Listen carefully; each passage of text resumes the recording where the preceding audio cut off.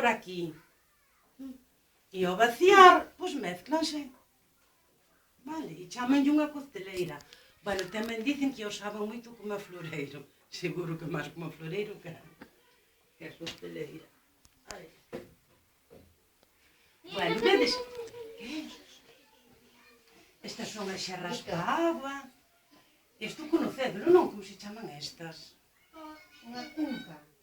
Para o caldo. Claro. E para tomar as sopas. Claro. Do almozo.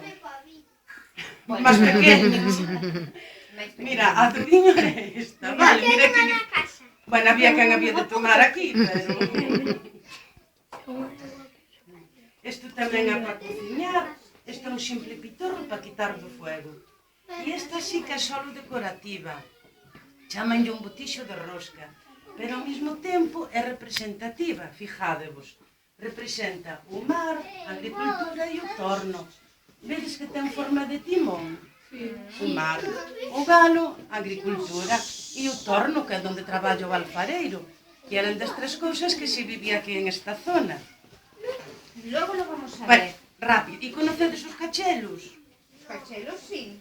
Son patatas cocidas. Patatas cocidas chamanse cachelos. Vedes?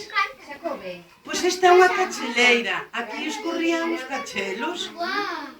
Gústavos? Aí escurrense os cachelos. Sí. E toda esta decoración que vedes nas pezas, decorábana con a plume de jaliña, era o pincel que usaban. Esas pezas agora xa non se fan. Sí, sí, Esa peza faise igual. De feito, o alfareiro que fixo todo isto ten unha tienda, aquí no pueblo, sí.